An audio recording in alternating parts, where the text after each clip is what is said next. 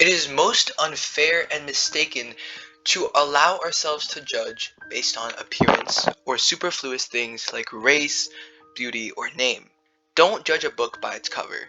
Judge people by their actions and traits instead of their physical appearance, as you never know what's on the inside. One day, Miss Ellis arrived at class, accompanied by a young woman and two girls.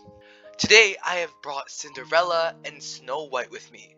They are accompanied by Cruella, their stepmother.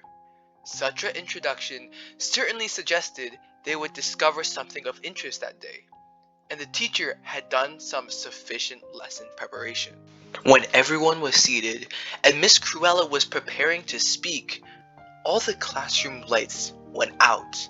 Amid the darkness, two tremendous slaps could be heard, and a short time afterwards, both Cinderella and Snow White could be heard crying. Just then, the lights came on again, and everyone could see the two girls weeping. "Who did that?" asked Miss Ellis. Without hesitating, all the children pointed at the stepmother. Miss Cruella shook her head, but at that moment, the lights went off again. Then, two loud thumps resounded around the room, and Clara and Philip began crying. When the lights came on again, the two of them were weeping and looking angrily at the stepmother, who everyone else was pointing at accusatively. The stepmother began to speak again, saying she was innocent, but again the lights went out. However, this time, it only took a couple of seconds for the lights to come back on.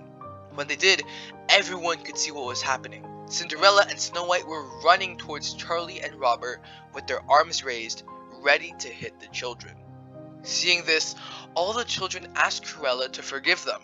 In reality, she was a very nice and kind woman who didn't know what to do with her rebellious stepdaughters, who she loved greatly, but who would cause problems wherever they went. "And that's what I wanted to teach you all today, children," said Miss Ellis.